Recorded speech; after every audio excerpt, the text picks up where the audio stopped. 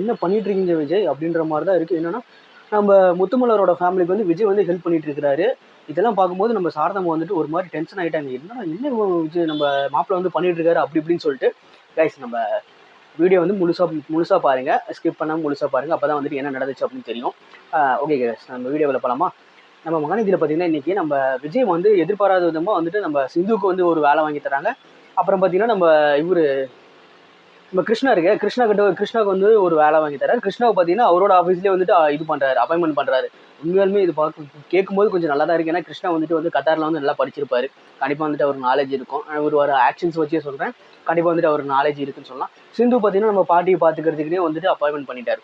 இதெல்லாம் கேட்டவங்க சாரதாவுக்கு என்ன பண்ணுறதுனே தெரியாமல் ஒரு மாதிரி வந்துட்டு போய் முழிக்கிறாங்க. என்னடா இது மாப்பிள்ளை என்ன பண்ணிட்டு இருக்காரு அப்படின்னு சொல்லிட்டு.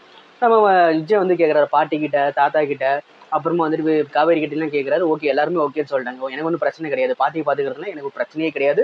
ஏன்னா பாட்டியை வந்து பார்த்துக்கிறதுனால எனக்கு எந்த ஒரு ஆட்சேபமும் இல்லை. அவங்க வந்து இருக்கட்டும் அப்படின்னு சொல்கிற மாதிரி சொல்லிட்டு இருக்காரு நம்ம காவேரி. நம்ம தாத்தாவும் அதே மாதிரி தான் சொன்னார்.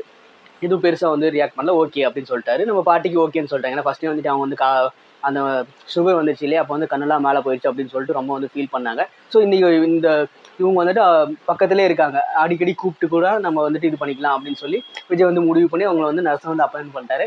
கண்டிப்பாக வந்து இது ஒரு நல்ல விஷயம் அப்படின்னு சொல்லலாம். பட் ஆனால் இதில் இன்னொரு விஷயம் என்ன இருக்குன்னா, விஜய் வந்து யோசிக்கிறது என்ன அப்படின்னா, ஓகே உங்களுக்கு வந்துட்டு ஒரு வேலை வாங்கி கொடுத்தா ஒரு ஃபினான்ஷியலாக வந்துட்டு ஸ்டேபிள் பண்ணிட்டா நம்மகிட்ட வந்து பிரச்சனைக்கு வர மாட்டாங்க அப்படின்னு யோசிக்கிறாங்க.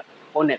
ரெண்டாவது விஷயம் பார்த்தீங்கன்னா, இவங்க வந்து நம்ம வீட்லேயும் கொஞ்சம் வந்துட்டு பங்கு கேட்காம அப்படி இப்படின்னு பண்ணுவாங்க அப்படின்ற மாதிரிலாம் யோசிக்கிறாரு. பார்க்கலாம் அது நடக்குதா இல்லையான்னு சொல்லிட்டு. ஏன்னா பின்னாடி வந்து இருந்து யார் ஸ்டிமுலேட் பண்ணிட்டு இருக்காங்கன்னு நமக்கு நல்லாவே தெரியும். அது யாருன்னு கண்டிப்பாக அவர் வந்து சீக்கிரமாகவே அந்த ஒரு நபர் வந்து வெளியே வருவார். பார்க்கலாம் என்ன நடக்குது அப்படின்னு சொல்லிட்டு. நம்ம புதுசாக வந்துட்டு நம்ம வீடியோ பார்க்குற எல்லாருமே வந்துட்டு நம்ம சேனல் வந்து சப்ஸ்கிரைப் பண்ணிக்கோங்க. வீடியோ வந்துட்டு கொஞ்சம் முழுசாக வந்துட்டு எண்டு வரைக்கும் பாருங்கள். அப்போ தான் வந்துட்டு உங்களுக்கு வந்து இன்ட்ரெஸ்டிங்காக இருக்கும், புரியும். ஸ்கிப் பண்ணாமல் பாருங்கள் கைஸ்.